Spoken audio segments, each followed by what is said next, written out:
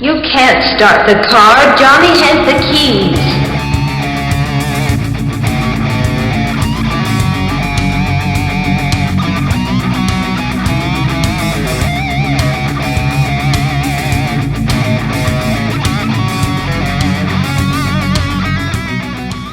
Hello out there in podcast and YouTube land. You have reached Johnny Has the Keys, and we are going to play up 4 today, 4 big time, because it's season 4 of our little endeavor here. Tim's being quiet, but he's not really quiet. We have to make a preface, and we have to make, we have to say this. We were going to say that this was a found footage episode, but it's really not. We were going to go live with this episode, and we've been touting it and talking about it on Facebook and social media and everywhere else. We wanted it to be live, but kind of events in life, the way they have been for the past year or so, transpired. And so this is not technically live. We are actually recording this on Saturday to air on Monday. So you're not watching it live, We are the dead. We are, but we will be, it will be unedited. I'm not going to edit it. I may sweeten a little bit, but I'm not going to edit or change or cut. So we are going to be feeling like we're live. Right. And Tim is actually monitoring this live session that you're watching. If you are on the YouTube and watching us live, Tim is monitoring it. So you can leave questions in the chat and comments, and he'll comment back to you and he will be live. I will be live in the chat. Chat. It's not live right now. But anyway, if you're listening to us on a podcast, we're not live, but you're listening to Johnny Has the Keys, and I'm David, and I'm here with my good friend Tim, and we do a little thing about horror and science fiction. The key influences that have contributed to these movies are television shows or sometimes literature, and then the elements that came out of it, the key references that came out of that. And I'm excited as hell that we've been doing this for 4 years. It's quite amazing. We have 100th episode coming up in a mere 4 weeks. Yeah. 100 episodes. And I know that people say, oh, everybody actually 3 weeks. It'll be the fourth episode of this season. Yeah. Well, and people say, everybody has a podcast and all that kind of stuff. But but we kind of like ours, and we hope everybody else does too. Yeah. We tailor it to and I do think it's worth mentioning. We mentioned, I think, crowd. I think we mentioned it a little bit during big COVID height and everything else that since we've started this podcast, you and I have not been in the same room together. No, I haven't seen you since 2003 or 4, maybe something like that, face to face. Actually, maybe even 2002. It's been a minute. It's been a minute. So, and hopefully maybe near the end of this year, we'll see what happens, but we'd love to get together and do one, and maybe do a live one together. If there wasn't a Delta variant, I might be at Universal's Houses of Horror this fall. Not looking. You might still want to plan on it. It's going to be dark spaces with people right now. So, well, they'll all have masks on. Come on. So there's that. They will have masks on. That's true.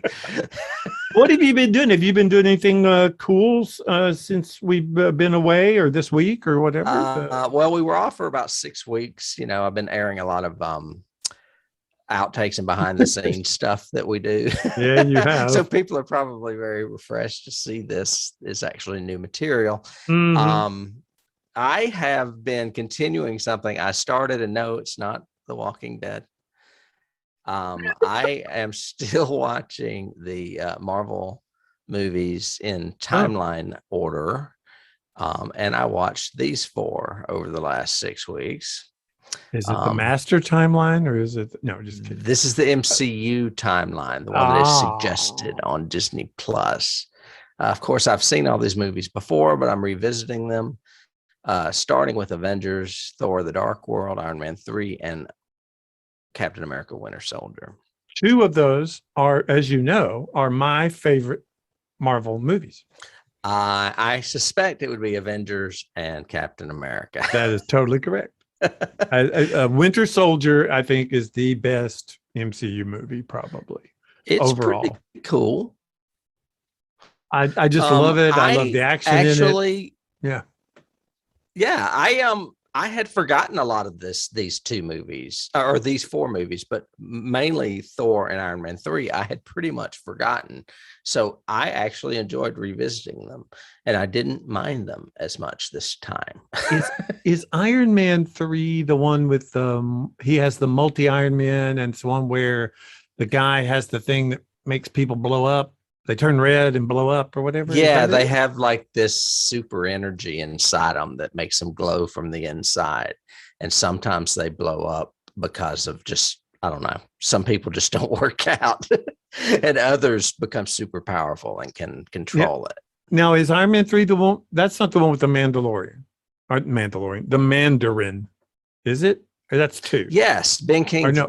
Yes. Oh, is the Mandarin in 3? Right? Yeah, it's very, very Taliban like terrorist type movie. Yeah. Well, it's interesting. The next movie coming out next month, September, I think, is the Shin Li and the 10 Rings or whatever. Actually, yeah, it's coming out really soon because I saw an ad for it, and we're recording this actually kind of on time. This is on time.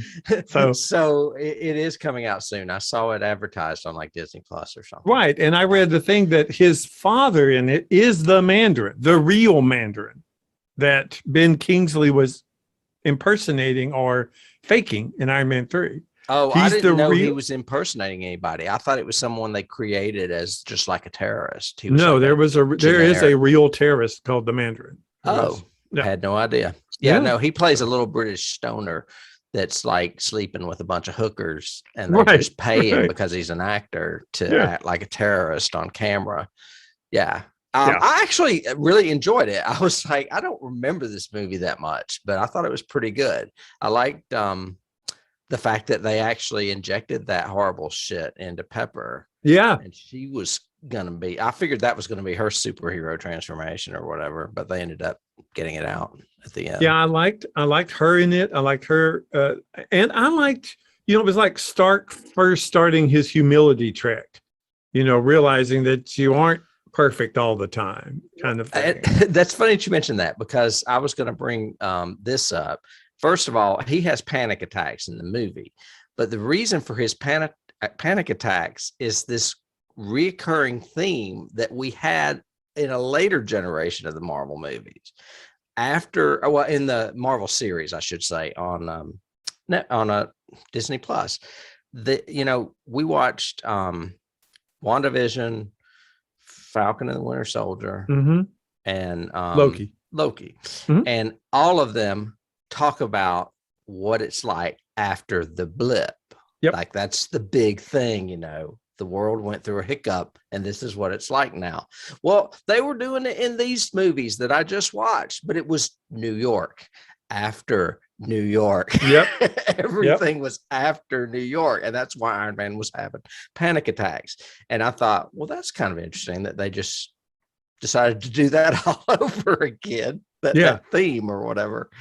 Well, that's why I'm really pissed off that Feige and whoever, the gods, the powers that be, have kind of disowned Agents of S.H.I.E.L.D., because I really like that series a lot, and it ties into every single Marvel movie. Oh, I'm sure. Like when Thor destroys London, the next week, when that movie came out, the next week on Agents of S.H.I.E.L.D., they were assigned to go to London to do cleanup because of everything that happened. When did that happen? In Ragnarok?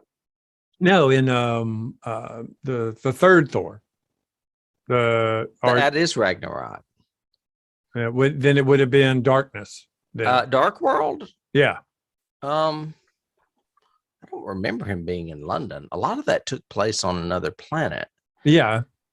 But I don't remember I don't remember. There may have been some of it in London. That may have been the case. I can't remember. Anyway, that's funny.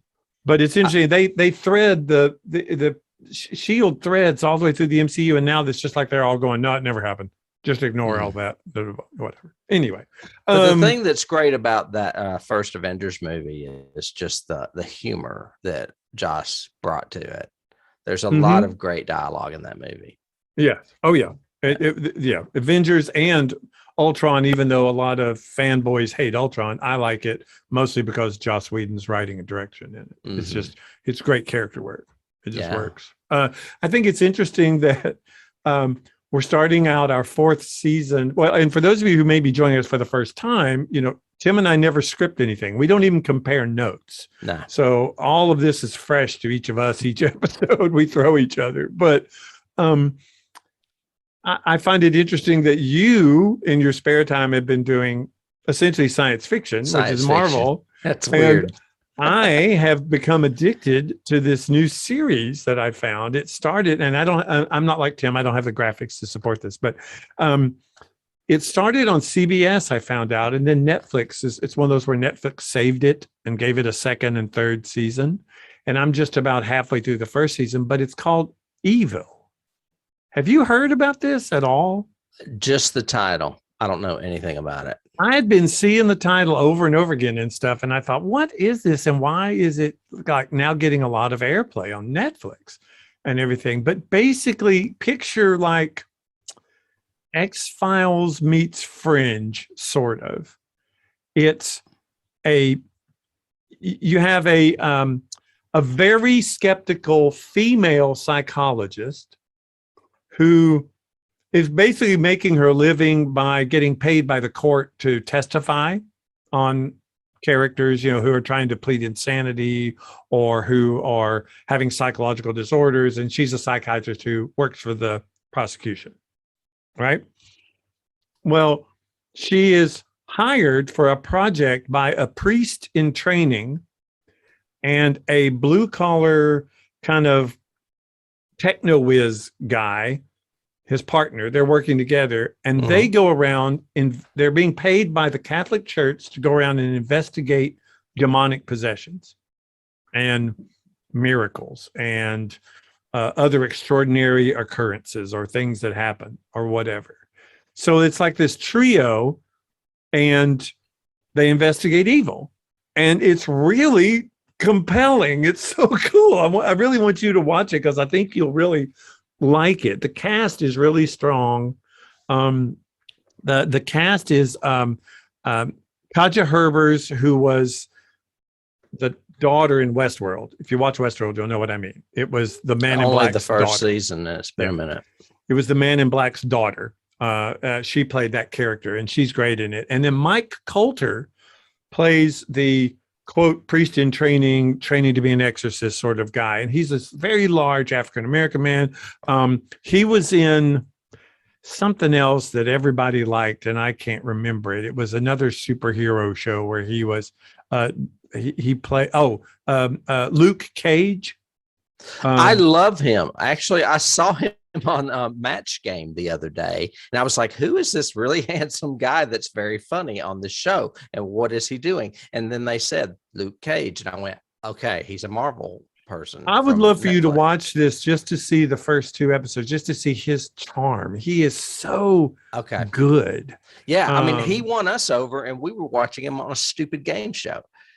Right. So, yeah, I mean, he's really good. And there's another actor in it that I really like named Michael Emerson. He's always played sounds familiar. He's always played the nice guy. Like he was the lead in Person of Interest, the Nolan series about the computer that was the AI that was predicting whether people would live or die or whatever. And he's always played like the little geek or the little guy, because he's a little short actor. He usually has round glasses. He's kind of geeky looking. All I can picture is those 2 actors in Blade Runner. Yeah, both the creator and the one that loved Chris. they're both little guys. Yeah, one of them had round glasses. It's that kind of. He always plays that kind of character, and he still looks that way in this. But his name is like Leland or something like that. But anyway, he is, I strongly feel after like 5 episodes in, he is the devil. If he's not the devil, he is an agent thereof, a very powerful demon.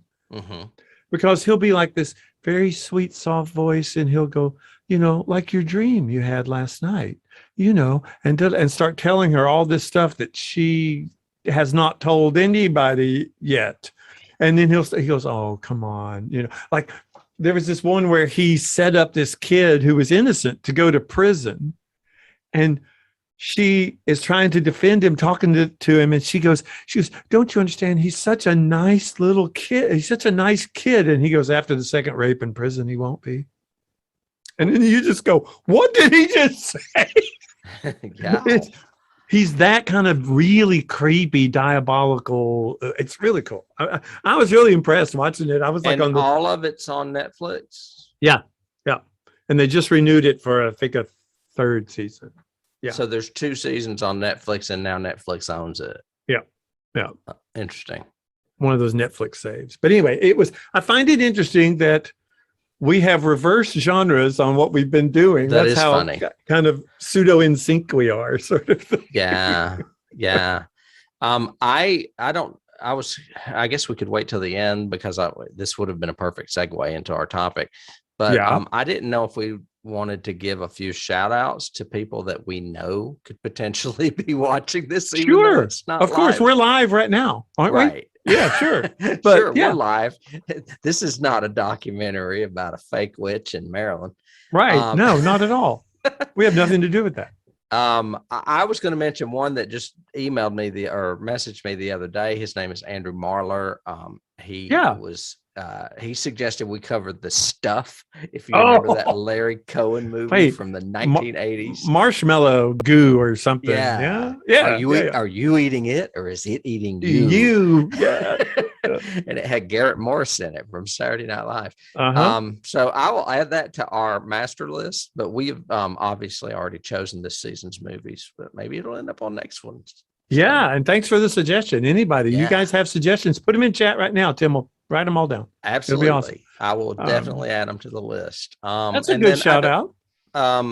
Do you want to do one? Do you want to bounce them back? Because I may have some of yours. Well, shout out to Buck. Buck has always been a great supporter of us, and really appreciate him. And if you're listening, yay, thank you. And you're one of our biggest patrons, and we love that. And he's always got some cool suggestions and some cool insights. He was the whole reason behind that Terminator double feature we did last season, or 2 seasons ago. Yeah, for sure. Yeah. I also wanted to shout out to Holly Anderson Collins, who is a huge horror fanatic that I talk with almost daily on Facebook. She rivals you, I think, for horror, because she kind of does. I was like looking at some horror groups to promote this live episode in, and I noticed that every time I went to one, she was already a member in it. Like, that's hilarious. Yeah, I see her post, and it's like, enjoying this now, and it's like some bloody severed hand thing, whatever, Right. Something really horrible that I would probably be interested in. Your turn. Well, we also want to recognize 30 and Nerdy, the podcast guys. It's Tyler. And they always talk about us and support us, and we support them as well. They're more on the total geek side and enjoying it, and we're more on the scary sci-fi side. Yeah, they probably laugh at our superhero episodes. I know. I'm sure they talk about. They don't know what they're talking about, or whatever. Right.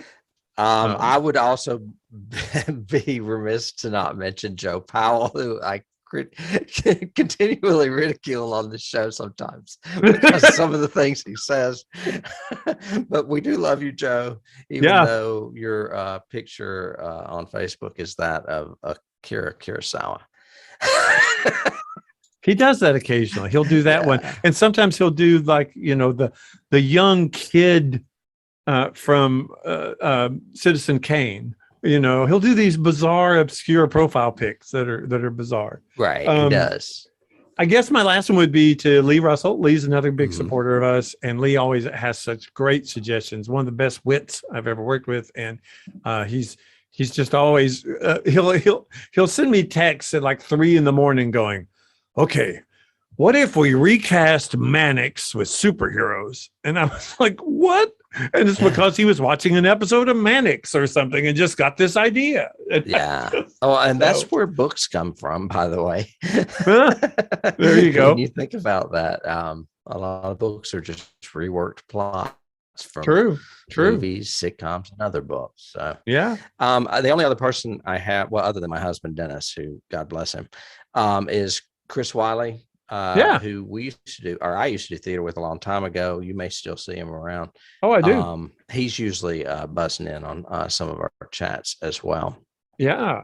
But any of you that are listening right now can, even though this is not live, like David said, if you'd like to comment or suggest a movie or tell us that we're just a bunch of crazy dumbasses, please do.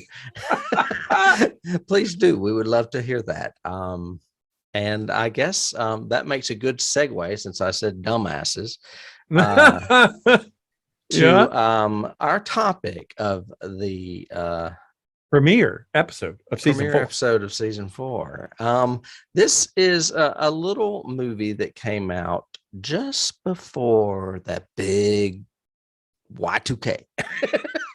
Yeah. This movie is called The Blair Witch Project. I struggle with this movie because it does belong in the hallowed halls of horror movies, because it is going to be always a revered horror movie for certain reasons, and it deserves it for certain reasons. Is it good? I don't personally think so, but it is it's undeniably a classic movie, regardless of how I feel about it. Does that make sense? Mm-hmm. Yeah. So, I think a lot of people as well. There we go. I think a lot of people struggle with this movie. It was extremely popular, but also got panned a lot by critics and other people. It also got supported by critics. You know, Gene Siskel loved it and thought it was a great experiment. It's very creative. I'm like you. I struggle with it because, well, I struggle with it because I want closure from a storytelling perspective. Mm-hmm.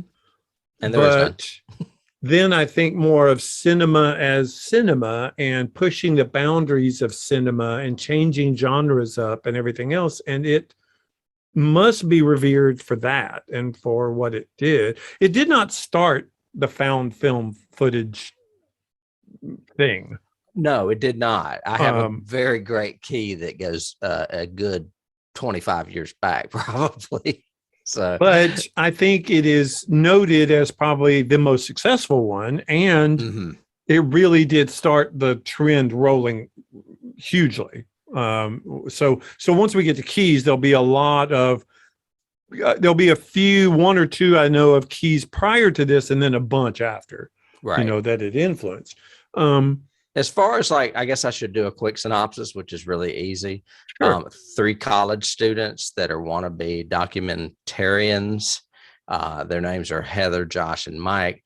Decide they're going to go out into the woods with a camera because they want to make a documentary on the legendary Blair Witch of Burkittsville, Maryland.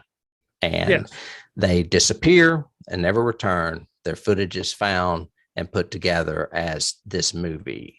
And one of the reasons this movie is so popular is because of the hype behind it, because they did try to lead people into believing that it was true. Yeah, it originally appeared at Sundance.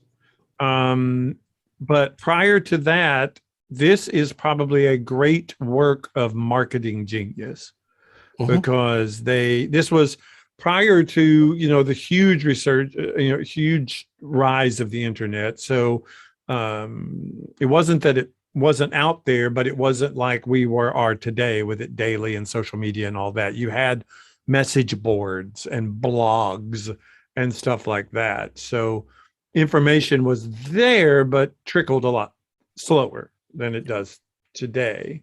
Well, if you looked, I don't know if you did any research on the budget. It only cost them $60,000 to make this movie, but the budget ended up being closer to $500,000 after post-production. And marketing. Marketing. Exactly. Yeah. Most of this movie was marketing. Well, like your poster on your left there, that is the missing poster. Mm-hmm. That's what they put up all over Sundance for the Sundance Festival, which was great. It was a great idea. And a lot of people watch It's a great idea, but it's still a gimmick. It is. But the whole movie's a gimmick. Right. The whole, I'm like you. I'm very conflicted about this movie because I want the closure. I don't think the structure of the movie works. I don't think the mythos holds together or hangs together at all. It's like a badly written novel. But I love some of the performances. I think are really strong at times. Mm-hmm. I think sometimes they go over, but I think they're really strong. And I'm really pissed off that we didn't do it because I like the idea. It is so simple and so straightforward. We could have easily made this movie, but we would have put an ending on it. Yeah. I mean, even that stupid little horror film we filmed in my house with Frank and David, we still had an ending to it. Yeah. Yeah. I mean, and that's a big cop out, I think, in this movie is that they don't. But there, there's some really cool stuff to it. There's like 6 minutes in this movie that are total black, and you're just hearing audio, like a podcast that you're listening to now. But you mostly hear, what the fuck was that? What the fuck was that? Over and over. But or you'll hear kids laughing or someone screaming or something. Yeah. So there are mood moments in this that I think work. I think some of the character development works, I think, in this. And I really compliment. They're good actors. They were all hired for improvisational skill. Correct. They were only given like a 35-page synopsis sort of thing of what was going to happen. And then they were literally directed. Well, there's nothing too. Not only did it cost $60,000 to start shooting it, but it was also shot in 8 days, the whole movie. And a lot of that time it was raining. Yeah. And they were given directions and instructions by walkie-talkie or by notes from the directors, and basically the 3 actors shot the movie. Mm-hmm. That's another thing unique about this movie. Yeah, it's lazy. It's not lazy. I thought it was really interesting. It is, I guess. Yeah. It was shot by them, though. I mean, I'm assuming it was. I mean, sometimes it doesn't necessarily have to be. No, it was. I mean, I think the one documentary thing I watched or read said that 95% of this movie was shot by them. So much so that there were scenes that they wanted to have in it that weren't in it because they didn't shoot it. Like when they do the third or the second or third run out of the tents and they're running and everything else, and they're running from whatever was, scaring them in the tent. At one point, one of them was supposed to pan over, and they had an actress in a white dress like a witch at the very edge of the woods. Mm-hmm. But the actor never panned the camera over, so you never saw it. And they forgot or didn't realize that the actor didn't do it. Yeah, I heard that. I read that somewhere. So they filmed a lot of it for good or bad. I know people that are affected by the motion sickness, people who it's terrible. Don't like the handy cam sort of thing. I actually find this was like my 4th time watching it. I actually found it easier to watch this than it was to watch Cloverfield, which I think is really bad. Not the Cloverfield for a shaky with cam. Dan Goodman. No, Cloverfield, the first movie, not the Cloverfield Lane secret tunnel. The Cloverfield Lane's great. Yeah, I haven't watched that yet. Yeah, so it's not a shaky cam at all. It's funny, we neglected to say that. You just said you've seen it 4 times. What was the first time you saw this movie? I saw this movie at the movie theater. Oh yeah, probably 2 weeks after it opened.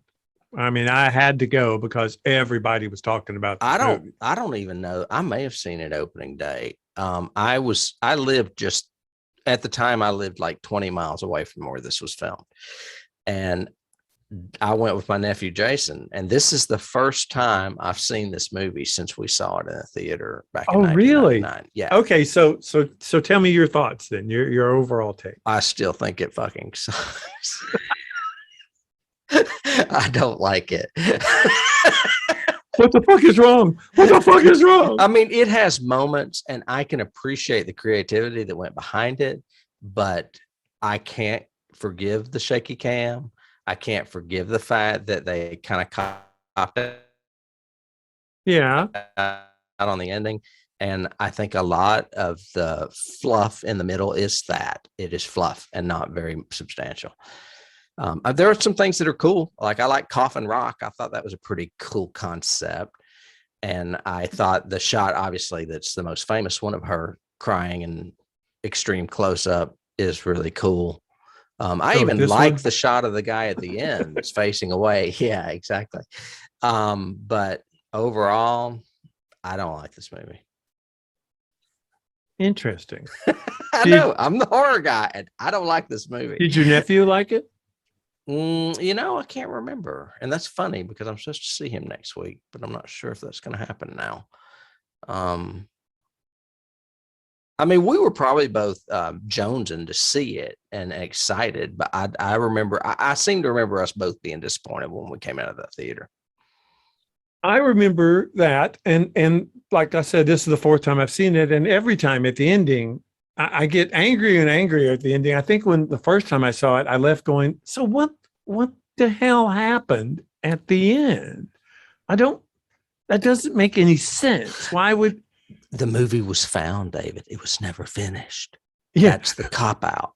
Yeah. But my other thought after like the second or third time watching was, okay, if it was found, that means somebody went into that house and got those cameras. Yeah. And the witch let them do that? And what I also thought was it was found a year later and that film's not all fucked up and corroded or whatever in the rain out in the woods.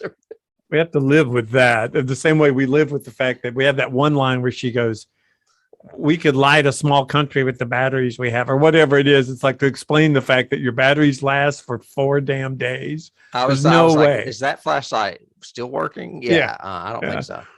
No. But this time I have to admit, from a cinematography standpoint, and this gets really uber layered and or in the weeds kind of thing, in the woods, but they each have their roles. Heather, the girl, her camera is the high 8 camera. It's the color one. And that's where we see a lot of the movie. And that's where we hear a lot of her character development, because she's the director. So she talks a lot through it and she's trying to calm everybody down, or she's trying to get the shot or whatever. Or teasing them or whatever. And then Josh, who they've known each other. She knows Josh, they're friends, yada, yada. He's the stoner, long-haired dude, but he is carrying the 16 millimeter camera, which shoots in black and white without audio. It has no sound. Mike has the DAT machine that they keep talking about DAT. They never explain what a DAT is, but it's the audio recorder because he's recording all the audio. And I thought, okay, cool.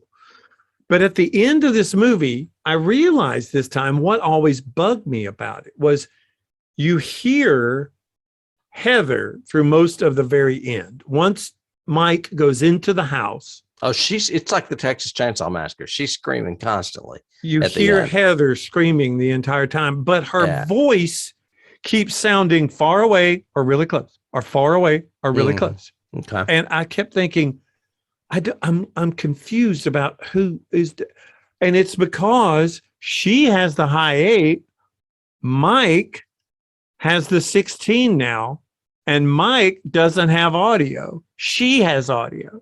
So when it cuts to Mike and you're seeing him black and white and he's looking around, everything else, she sounds really far away because it's her audio. And then when it cuts to her, she's really, really loud, but you can barely hear Mike. And I thought that really is confusing me. And they should have just done it the opposite. Just had one audio track that works for that. And because it really confused me.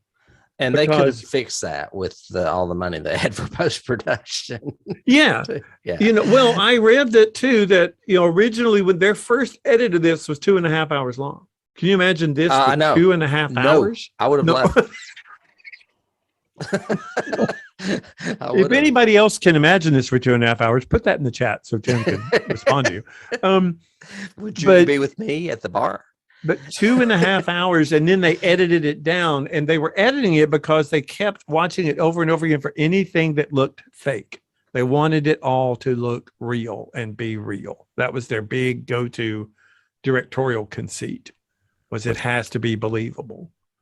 And that gets into the other thing I like about the movie is I do like the way they did it. You know, we've talked about directors who have pulled pranks on our manipulative directors. Manipulative. I really said that. Manipulative. Yeah, I thought so. Manipulative directors and how they've handled actors in the past and what they've done to them, sometimes cruelly, you know, sort of thing. Kind of like the way they did these guys. Like I read in the notes that I was finding that like when they interview the townspeople, there was no script for that. So they didn't know what these townspeople were going to tell them. And sometimes you can tell they're just trying to make stuff up. Yeah. You can tell they're like, are they trying to get more camera time? Yeah. Well, in a couple of places, but also the fact that for our cast, you know, the three, they didn't, you know, especially Heather, she didn't know what they were going to say. No. Or how they were going to answer these questions. Mm-hmm.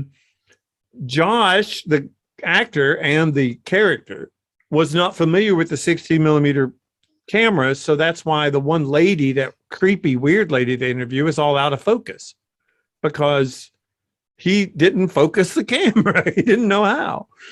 But the first scene when they're all scared at night was the directors actually poking and shaking their tent, but they didn't know they were going to do that.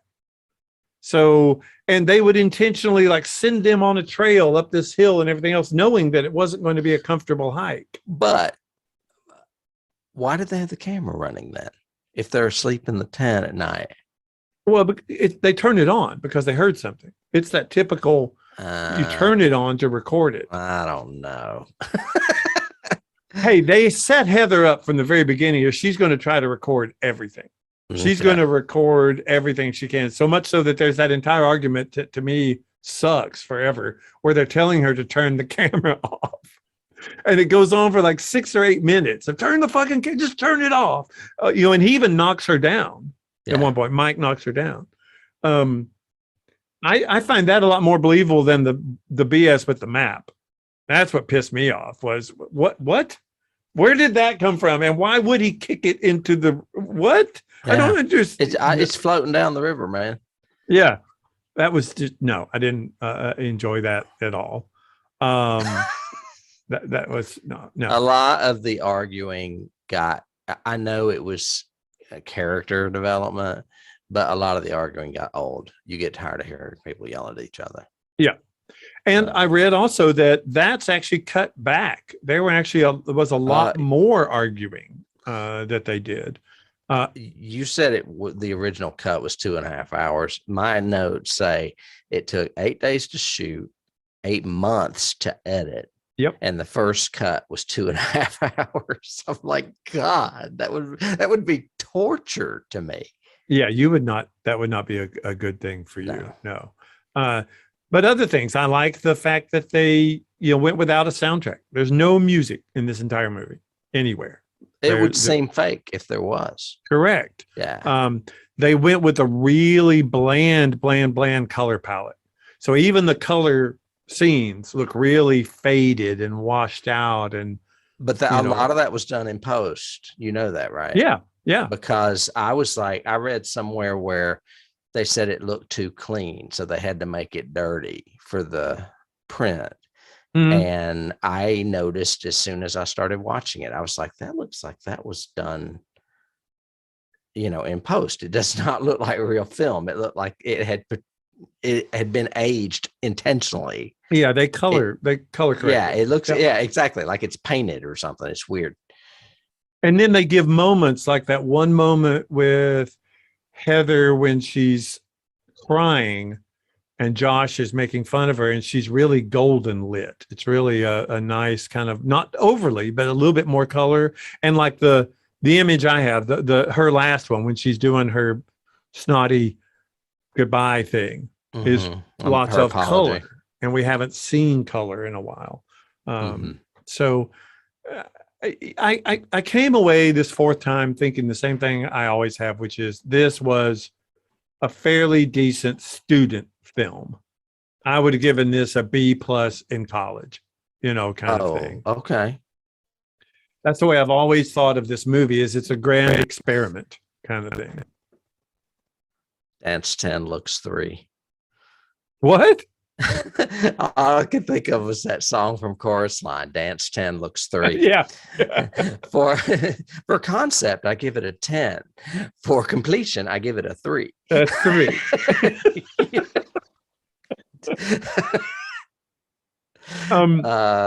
So it's needless to say, I guess, there aren't any memorable scenes in this for you. You don't have any standout. Well, I mean, the most memorable 2 scenes are the scene with him, obviously, at the very end, standing in the corner, and the scene that we've been talking about with her and the snotty nose. Those are the 2 iconic scenes, I would say, from this movie. I enjoyed her bonding with Mike when they realized they're probably going to die, even though her and Mike had been fighting a lot. All of a sudden they were friends. I thought that was real. That felt real. And I like the way they did that with the jump cuts of her going over and hugging him and everything. And it was all jumpy. Yeah, I like that. That was cool. But honestly, I until I watched it the second time, I always thought it was Josh standing in the corner at the end. I didn't realize it was Mike. Yeah, because Josh is all cut up and hiding sticks. I thought maybe Josh wasn't, and that was him standing in the corner, which would have been a little more intriguing.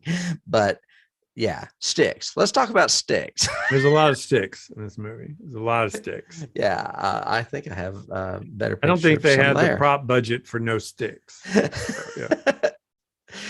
Well, I mean, I just thought of a key. There's a story called Sticks by Carl Edward Wagner that's really good. That's set in Knoxville, actually. Oh, I remember that. Yeah, I've read that. Yeah. Anyway, I think they're creepy. I think that they rely on them too much. And then when the bundles started coming, I'd had it. I was like, no. So supernatural delivery at your doorstep. Well, the one that got me was, so wait, you guys are already spooked out and kind of creeped out being in the woods. You're in your tent at night, and this witch can build 3 piles of rocks right outside your tent, and you don't hear it? Seriously? Yeah. So yeah, there were some. I mean, there's some. I don't think the myth, as I said at the beginning, I don't think the mythos holds together at all. No, and it's clear that when you're writing a novel, they call them, and it's a screenplay too, they call them setups and payoffs. And they set up stuff in the interviews with the townspeople. And I guess they thought those payoffs have to be good payoffs or your novel's going to fail. And the payoff of him standing at the corner at the end was not enough of a payoff to end the movie on. Yeah. It's like, oh my God, that guy said a kid stood in the corner. What? Who cares? And we had 3 different mythologies too. We had the witch, and supposedly there was a witch and she was burned and yada yada. We have the Coffin Rock incident with all of these guys who are arranged in a weird way and then their bodies disappear. And we have this serial child murderer, right, who put people in the corner, put one in the corner so he could kill the other one, then kill that one, and they burned his house down. Yet when they get to his house, it's not burned down. It's not burnt down. It's there. And there's little bitty baby handprints everywhere. Right. That house has been torn down since. I read that. I did some history on that. I wanted to find out if it still existed. Yeah. Because a lot of this movie owes Sam Raimi. That's a huge key. But the thing is Sam Raimi made a good movie. Yeah, true. Well, I sum it up by saying, I used to say all the time that Evil Dead was the JC's haunted house of horror movies. You could tell that's a guy in a costume. You could tell that that's maybe Caro syrup, but it still has moments where things jump out and scare you. Oh, it scares the fuck out of me. It genuinely makes you feel uncomfortable in places. Yeah. This movie to me is that witch story told around the campfire. it can set a mood that makes it kind of creepy, but then usually there's no payoff at the end of a witch story, or somebody just goes boo at the end of the campfire story. You know what I I would have mean? loved, I would have absolutely loved to have heard that hokey music from the Evil Dead in this movie. That would have been great. Yeah. Dun, dun, that crazy keyboard. Join us. Yeah. Yeah. So I have one. All right, before we don't have to. I'm sorry. You with no, me? you go ahead. I was just gonna say I don't have a lot on cast, but I did want to mention. Like I said, they were all three improvisational actors and were cast for that reason. But the director and writers, Daniel Myrick and Eduardo Sanchez, have really not done anything else except Blair Witch stuff. I mean, that's basically their resume. One of them is gone. I think Eduardo's done more. A little bit. Yeah, but no, Sanchez. Sanchez has actually done Eduardo a little bit of Sanchez. television. He's directed Eduardo Sanchez. He's directed a bunch of Supernaturals and a bunch of that new series Lucifer. He's directed episodes of that. But Daniel is just Blair Witch, and that's it. I mean, that was his one shot. Yep. Right. One note. So that right there sums a lot of this up for me, I think. Yeah. Yeah. So I don't really have anything else on that. I do have a trivia note that I want to two actually. One is that the word fuck is used 154 times. Yeah, obviously. Yeah, man, Heather is like a cursing demon.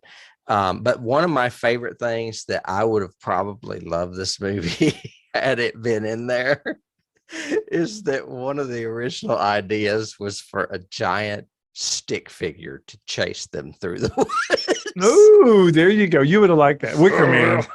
Yeah. That would have been awesome. So yeah. Anyway. Any awards? Did this movie win anything? This movie actually did win a lot of small indie awards. So many that I did not include them all, but I did include two that I think speak volumes. One is that it won the Cannes Film Festival Award for foreign film. Okay. And it says Award of the Youth. What does that mean? It's one of them weird French awards, I guess. But for foreign film, Award of the Youth. I don't know. Anyway, the other youngest actors. The other one that it won was the Stinker Bad Movies of the Year awards for biggest disappointment. I think I read somewhere too. It won a Razzie, or it was nominated for a Razzie Awards or whatever. But I didn't see that, but I thought Stinker Bad Movies. I've never heard of that, so I thought it was kind of funny. Stinker Bad Movie Awards winner, biggest disappointment. Biggest disappointment. We expected more from you. Yeah, a lot more. Again, I do think I'm very conflicted in this movie because I think there are some things that worked for it, but some things that really don't. And one of those is like good filmmaking. It really don't do that well. And it's like you said, I keep thinking, what would we have done had it been us? And I just think it would have been more entertaining. Yeah. Well, we probably would have had Rowie as a giant stick man chasing people through the woods. So. We would have definitely had more happening in that house for sure. Oh yeah. I mean, it would have been, if this is our climax, then this is the JC's haunted house. This house is going to be bad. It's going to be bad. Yes. Yeah. It will have some demons or something. Yeah. Demons. Yeah. I neglected to say that, yes, it is on the 1001 movies you must see before you die. Well, and like you said in your preface, it will be, it will go down in history for what it did accomplish. Right. I mean, even at 175 grand total, it earned like 285 million or something. Yeah, it earned a shit ton. It earned like over 20 million the first weekend, I think, for a $500,000 film. I actually may have wrote it down. It was the record for the highest grossing independent movie of all time until it was surpassed by My Big Fat Greek Wedding in 2002. So it was that for like 3 years. Yeah. Yeah. Well, it definitely, earned some money. People And watched. we talked about the hype, which was one of the reasons why this movie is so popular, is because of the hype. The two things. One is that I didn't realize IMDb existed in 1999, but apparently it did. Okay.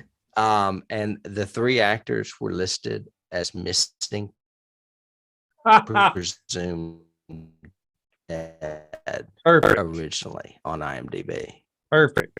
That is great. So I don't know if that's a joke or not, but that was in IMDb's trivia. So I was like, wow, that's interesting.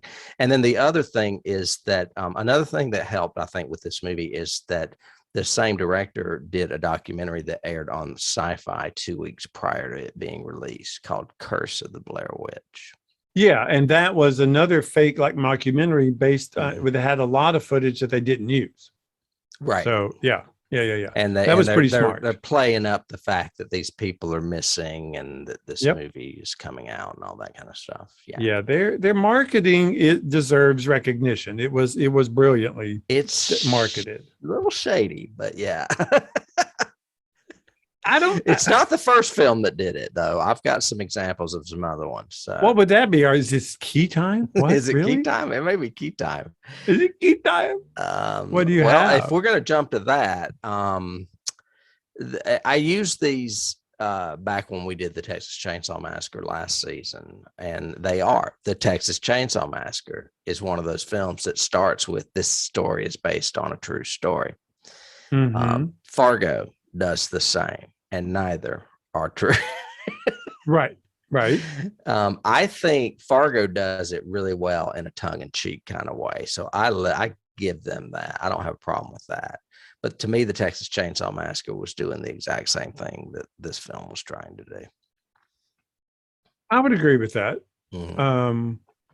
Although it was obviously saying it was a movie. It wasn't saying that it was real or based on a real movie. Yeah. That they didn't claim it was a documentary. No. That would be right. You're right there.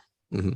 But I would agree. Yeah, I hadn't thought of that, but that's very true. It does start out with based on a true story. But there were several movies that have come out even in the 50s and 60s that said based on a true story, kind of thing. Mm-hmm. I think this was, even though they claimed that they were the first, I've got in my notes that a lovely film that I'm sure you watched. As a matter of fact, I'm sure you've mentioned it to me before. Cannibal Holocaust. Yeah, absolutely. Is totally one of the first found footage movies. It is, and we discussed this last season. I had viewed it by accident. I thought I was watching Zombie Holocaust. That's right. I watched that's right. Cannibal Holocaust, and it is definitely a found footage movie. Basically, they're editing these films and going to release them from these people that were cannibalized in a jungle. Yeah. So right, and so it didn't do that different. My biggest key is Orson Welles' War of the Worlds. The whole fake thing that everybody thought was real. And so much he so didn't that play it up to be that way. They just misinterpreted it. Correct. He never well, it's you're talking about the radio broadcast, right? Yeah, the radio broadcast of War of the Worlds. It's kind of debatable whether or not he thought it would create a sensation or not. Mm-hmm. But based on interviews with him afterwards and everything else, no, I don't think they had a clue that it would affect the country the way it did. So no, they were just trying to tell a good story in real life news broadcast style, a fictional story in news broadcast style. So it felt real, even though it wasn't a prank. Actually, no, now that you mention it, maybe that was set up to make them be misleading. So to speak, yeah, sort of. I mean, it was written. It was. You're right. I'm sorry. My mind went away there for a second because it was set up to sound real. Right. But they didn't purport it as that. I mean, this was not, they didn't have any advertising the week before saying, no. Yada, yada, this horrible news is going to come this way. They just kind of did the Alfred Hitchcock metaphor of the exploding bomb. Yeah. There it is. There it is, right in front of you. Yeah. But that was what. But there've been so many post Blair Witch that are found footage. Oh yeah, tons. I mean, I mentioned Cloverfield. That's one of my keys. Yep. Two that are predated, and I've seen in a lot of documentaries about this, are In Search Of, the Leonard Nimoy fact-based series that we all watched when we were kids. In Search Of.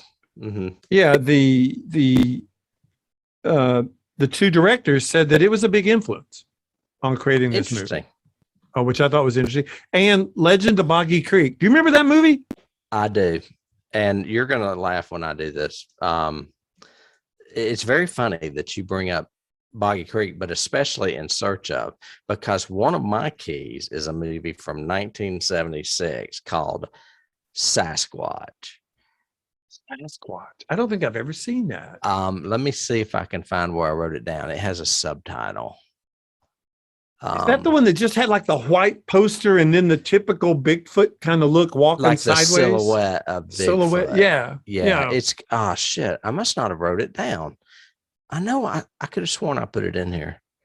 Anyway, it's called Sasquatch, the something. It's got a subtitle. And I was a kid and went to that movie because I was like, this is going to be scary. And I went, and it did scare me. Now, I tried to watch it a few months ago on Amazon, and it is awful. It is so bad. But basically, it's a bunch of guys running around filming themselves in the woods. Oh, we've got these tripwires and these cans, and they're going to make noise when, Sasquatch comes. And I'm like, wow, did this guy see that movie? Because there's a lot of same stuff going on here. And there's a scene, instead of a tent, they're in a cabin. And all of a sudden, it's not just one. There's more than one. There's one on that side. There's one on this side. There's one on the roof. Whatever. I mean, it's very, very similar. What was that's what I feel about Boggy Creek. I don't want to watch it again because I'm afraid it will really suck now. I haven't. Based on, because I watched it in a drive-in, when I was in high school. And was a Sasquatch monster too, wasn't it? Sort of, yeah. Yeah. Yeah. It was a big bear-like thing, whatever, you reminded me of one other thing I wanted to mention, and I can't think about it. You said, Sasquatch, I wonder if they saw this. There was a movie we watched. I don't think we've covered it on the podcast. Maybe we did. I don't know. It's been 4 years, But anyway, a group of Irish guys go into the ruins, or the ruin. No, the ruins is what you're talking about. Oh, the movie I'm talking about is called Sasquatch: The Legend of Bigfoot. I'm not saying that. Same thing. I'm saying that one had that same kind of feel of it. The party gradually degenerates as they go through this adventure. We watched it first season, and we were going to do it as a movie, and then we got sidetracked and we never did it because the first season we didn't plan these out in advance. We were just saying, okay, let's do this one. Okay, let's do that this next week. Yeah. And we watched it, and it has the guy that played the butler on Downton Abbey. Yeah. And I like that movie. I thought that movie was cool. It's got a lot of Clive Barker-ish kind of very stuff. Clive Barker-y, yeah. But especially near the end. Woods. It's only it's in Europe. Yeah. Yeah. I put it down because I think it's called The Ruins. No, it's called The Ritual. That's what The Ritual. That was it. Yeah. Okay, Keith. So I've got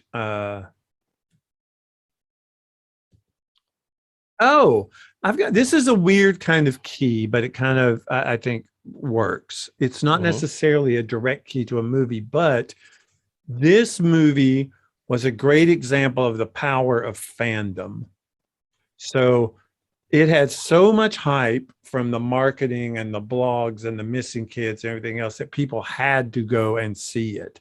And a lot of people, even though they saw it, still thought it was real and got other people to see it. And they had this huge fan base that developed that naturally, led to $280+ million sort of thing. But it reminded me similar of like the power of fandom in general, like the power of fandom with Trek and saving the first, the original series, 2 seasons. And then even now with Manifest, that show that NBC canceled, and all the fans are so much rooting for it that it's probably going to be picked up by Netflix. And they're airing it now, aren't they? Because I think I've seen it advertised. Yeah, it's like one of their #1 shows now, because it's like in the top 10 all the time. Yeah. And a lot of that I've read is because fans of it who realized NBC canceled it have come back and started watching it over and over again on Netflix, trying to get the numbers up so that hopefully they'll buy it and do it. But did you have a horror movie example that was a key, or are you just saying in general people? No, a key in general is this fandom preserving or fandom hype of something. Well, they ended up making a sequel again a few they made 2 sequels, didn't they? Well, one was almost immediate, and then there was one a couple of years ago. And I went on Rotten Tomatoes out of curiosity to see how they were rated. And I want to say Blair Witch Project was like rated, I don't know, 80 something. And the other 2 didn't add up to 50.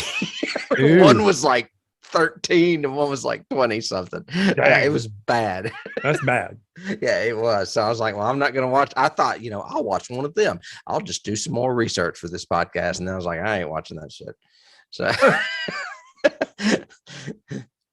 I have a lot of keys. Okay, go for them. Some if we want to go back to the found footage realm of Cannibal Holocaust, you've got Paranormal Activity. Oh God, you've got Wreck, which is I've got that. Yep. Wreck is a great Spanish zombie movie, kind of like 28 Days Later. Wreck's a good version of how to do a found footage horror movie. It is. And they remade it into an American version called Quarantine, and it's just not as good. No. Then these movies are movies. Well, Cloverfield, you mentioned. These 3 movies I have not seen. 2 I haven't even heard of, but they are supposedly, according to IMDb, also found footage movies. One is The Last Exorcism, which I've heard of. Yep. One is Chronicle. Oh, I've seen Chronicle. Yeah, it's sci-fi found footage. Okay, and one is called Project X.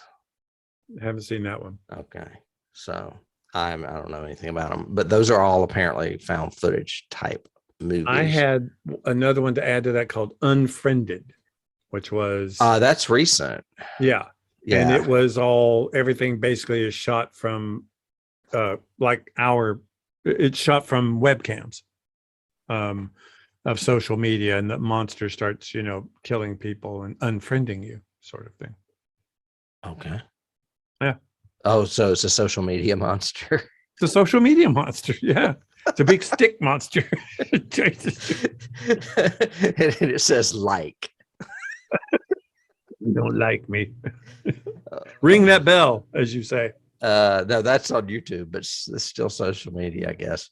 One of the keys I have is actually mentioned in this movie, and it is Deliverance. Yep. John Dickey's famous novel that was turned into a movie by John Boorman in 1972, starring Burt Reynolds and the famous squealing Ned Beatty. Yep. I will leave it at that. Another film we already mentioned that was in the woods was The Evil Dead. You cannot escape the fact that this movie was influenced by The Evil Dead. I can't believe these guys didn't say, hey, let's go make a horror movie in the woods. Yeah. Oh, yeah, definitely. Which was the title of the original Evil Dead, In the Woods. Within the Woods. Yeah. I found this off of IMDb, which I love because I'm actually descended from him. But Washington Irving, the writer, had a story called The Devil and Tom Walker, which is about Tom's wife goes into the swamp to find the devil and never returns home. And when he goes to find her, he finds her apron with her heart and liver inside. Sounds pretty close, doesn't it? Perfect. Yeah. It's instead of a bundle of sticks with some bloody teeth in it, it's a heart and liver in an apron. So And then another thing that we mentioned, I'm pretty sure we talked about this film when we did The Devil Rides Out last season, but there's a silent documentary from 1922 called Haxan. I don't know if I'm pronouncing that right. Yeah, Haxan. It's Haxan. It's and Danish it's a for witch witch documentary. Yeah. So there's a silent documentary that came out long before this. Yeah. Perfect. Yeah. So, do you have others? The last one I really have is where was it? A key, although it's more of a concept key and not a direct key to a movie, is this was probably the first film marketed through the internet. Because I read that in two different articles that they said this was the first one that was really, their whole marketing campaign was not focused on posters or on movie commercials on network. It was through the internet. Get people to talk about it, blog about it, come to the message boards, everything else. Interesting. Which led to stuff like Slender Man and, you know, all of those type of weird, bizarre, we're a cult on the internet sort of thing. It still makes me wonder, did IMDb exist then? Because that's an internet tool. And I guess maybe it did. I know the internet was around back then, but I just didn't know IMDb was. Well, I was reading a documentary or reading an article about the making of this, and they even talked about they're still editing and putting the final edits on it. They're like 6 months into editing, but they've really started pushing it on the internet. And they even, the way that it was phrased was, we would get home every night and log into the modem and go on these message boards and start reading what people were saying and start contributing to it. And, so yeah, it was back then, but and I do think IMDb was back then. Before social media. So people, they were addicted to some other form of internet entertainment. Oh yeah. Well, and, you would never be able to do that today because anybody could go online and Google Heather Donahue and say, that's a real person. That's an actress. That's not a real documentary girl or whatever, because they use their own names. They played themselves kind of thing. But you can Google almost anybody. So they're going to show up as an actor or an actress or a performer or whatever. Mm-hmm. So I don't think you could get away with the same marketing scheme now, the way things are. Although, now we're into the whole world of deep fakes and all that other stuff where you can do anything CGI wise. I do compliment the movie on that. Other than some bloody teeth, there's like literally no special effect in this movie. No. Not one. I mean, that's another reason why it's kind of boring. Well, I kind of like the fact that they can create a mood without it. They don't have to have. Like I said, I go back and forth with it. I give them kudos for being creative, right? But I can't praise them for the you finished didn't create product. enough. They didn't create enough. I mean, there's only so much I want to see of these guys improvising in the woods. Okay, so everybody who's watching us live right now on the YouTube, give a rating. Right now in the chat, give a rating of what you would rate this movie, 1 to 10. Tim's going to rate it a 2.5 or something, but what would you rate it? So anybody listening, let Tim know. So yeah, there you go. Yeah, that's come for me. I don't care. No, I don't mean come for you. I just mean it'd be interesting to see what people think. Honestly, I if you like this movie, I will respect your opinion publicly. I will chastise you privately, severely. Privately, I will have my little voodoo dolls and my toenail clippings out doing some stuff. The only other key I have, we've already mentioned, and it's kind of incestuous in that it is the documentary he did for Sci-Fi.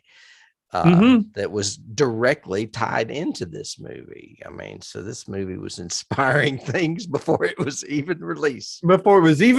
It had a sequel or another key. A prequel, yes, definitely. Yeah. strange. So Definitely. I mean, summing up, I would agree with you. I think it will go down in film history as a must see, or at least to experience. But there's some people that feel the same way about like Nosferatu, or they, and they don't like it or whatever. And it will always be known for that. But I think it deserves kudos for the marketing, for the acting, and for the creativity that went into doing something, totally low budget and strange and off the hook. So yeah, look how much scarier the woods behind me looks than those woods they were in.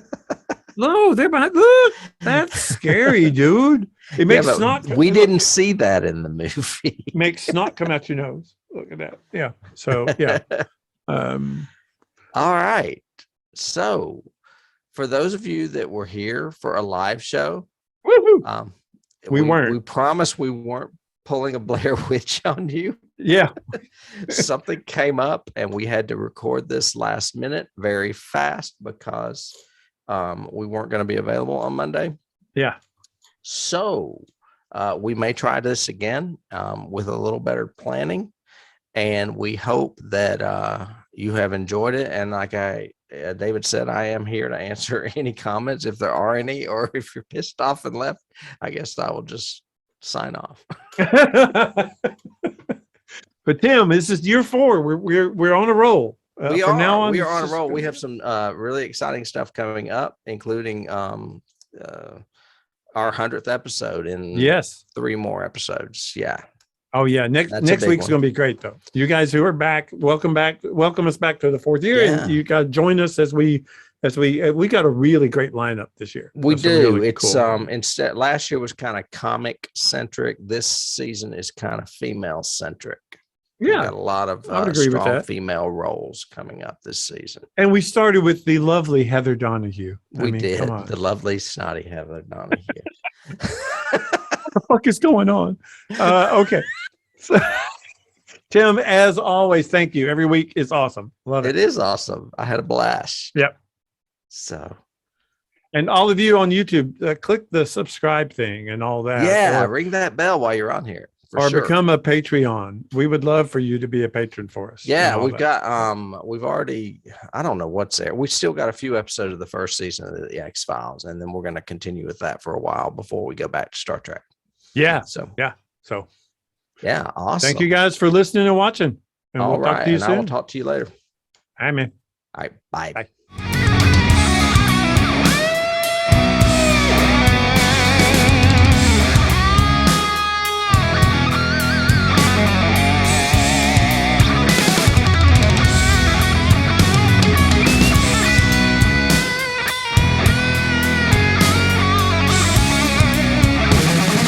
Can't start the car. Johnny has the keys.